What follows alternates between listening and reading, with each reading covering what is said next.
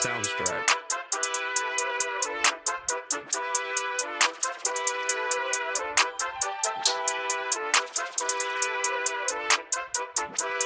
Soundstripe.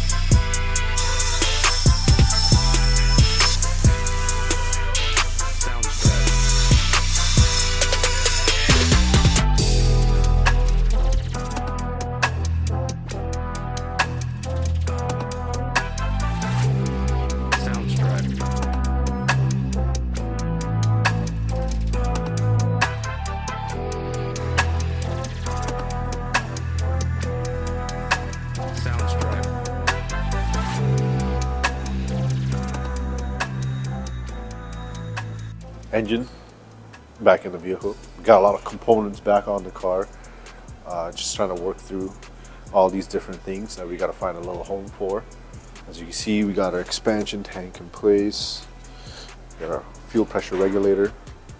If you take a peek underneath, we got our heater core control valve. And we need all these things for the vehicle to basically function as it did when it came from BMW. So that takes a little bit of time and patience. Kind of, you could see the layers of bracketry that kind of had to go in place, and everything getting very tight. So pretty much it's getting, every step forward is getting harder and harder to put something, like put everything in there in the most proper way we can.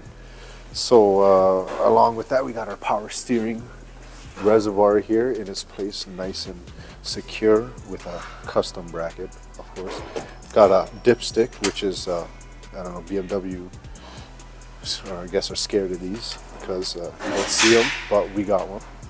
And we got our kind of intakes mocked up right now with some nice K&N air filters that we kind of spec'd out for this, because if you can see right here, it's a little it's offset, so it gives us a little bit more room on the top end for the hood to close. And yeah, we're just moving forward with also the wiring side of things, putting a V10 from a E60 M5 into an E46.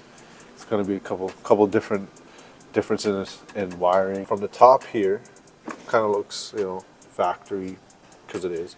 But when you open it, gutted out what was in there, which was the OEM ECU. Basically, I put a fuse box in here to control power for our injectors, power for our throttle actuators, and then we got power for even our scavenge pumps. We are waiting on a G sensor right now, which will tie in with everything, all the electronics. So basically, with certain G's, the scavenge pumps will kick on and kind of pull back some oil out of the head, so we don't go dry down there, which is pretty cool, kind of like a half dry sump system from factory. So we're just kind of keeping all that, making sure it's working how BMW intended it to work, because you don't want to be, you know, doing a pull and then all your oils and up in your heads, and then boom, bearing's gone. Another thing is, you can see now we have a rad in. It's quite tight. It's actually wider than the frame rail of this vehicle, so we actually have to notch it. It made up some nice mounts for the rad as well. It's like, you know, it's kind of nice in this little spot. The hoses are already dealt with. I just have them out because there's so many things to work on. It kind of gets a little crowded. If you can see in here, we have all our Deutsch connectors that were. These are how all the engine electronics are basically tying in with the body side of stuff. It was this spot for the ECU, just because that's kind of the only spot we had. It shares this little cubby with the ABS module, so we can't really have anything else in there because it's not too much room. So that's why I decided to utilize some of the room here to put up the fuse box and kind of all the connectors to tie in everything.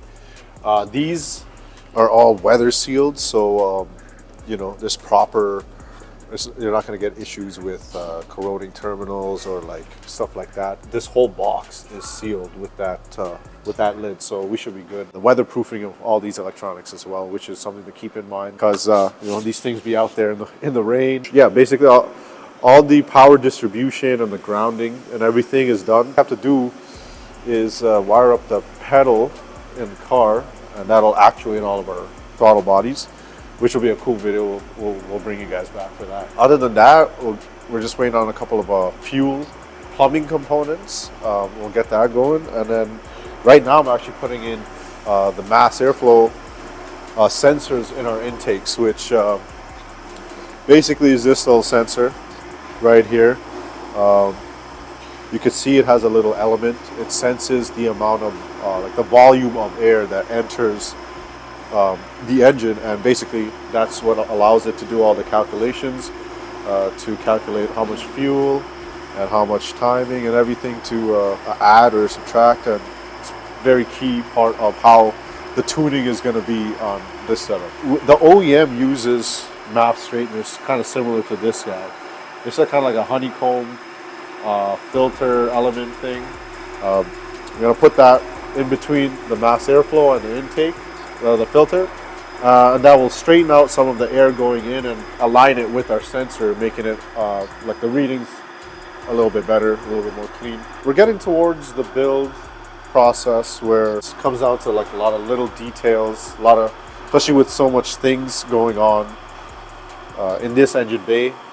You know, very little space to work with, so we got to be mindful about all this stuff, which takes a little bit more time. But you know, one by one, all these issues are getting sorted out, and you know, only a couple more problems until the first startup. So that's going to be exciting. We got our the rear end basically buttoned up.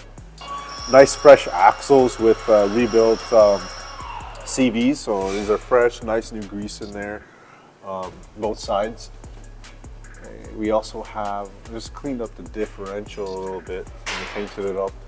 One big thing we did is we got this machine.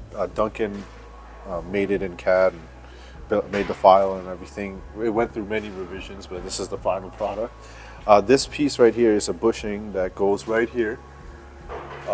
This one's already in there, but it's at the front of the differential here, and it sets the pinion angle. So the angle of the diff, or the pinion, sorry, the flange at the back here. And what that does is basically as close as possible to our flange at the output shaft of the transmission here. And basically that's going to make sure our U-joint angle and the operating angle of those U-joints are all within spec, because it's very important for vibrations and just overall smooth ride to have all those angles precise, and you know, make sure all those components are working within their range. So yeah, that's all taken care of. I just have a couple of things. We just have a couple of things to button up on this transmission, and then we can kind of put our drivetrain back together, which is going to be exciting because that's just another step closer to the end of this build.